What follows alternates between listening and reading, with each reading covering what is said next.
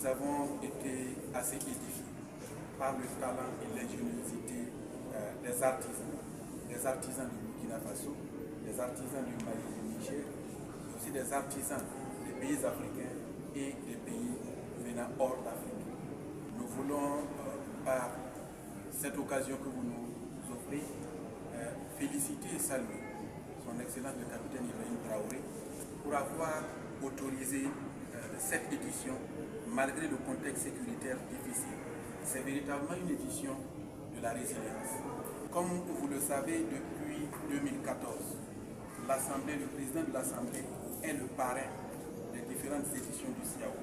Cette 17e édition ne fait pas exception et nous sommes venus magnifier l'artisanat et nous avons reconnu les prix que nous avons pour habitude de donner, à savoir 3 prix spéciaux pour récompenser les œuvres des régies.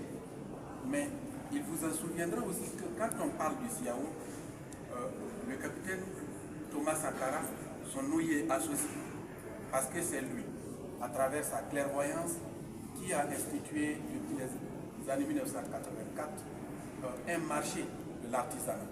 Il vous en souviendra qu'en 1984, il y a eu ce que l'on a appelé Artisanat 84. Et c'est à partir de là que est née, bien sûr, les différentes éditions du CIAO à partir de 1988. Donc nous avons pensé qu'il était de bon ton de se rappeler d'où vient le Salon international de l'artisanat de Ouagadougou. C'est pourquoi la représentation nationale pour cette édition a institué un prix. C'est le prix spécial Thomas Sankara de la créativité.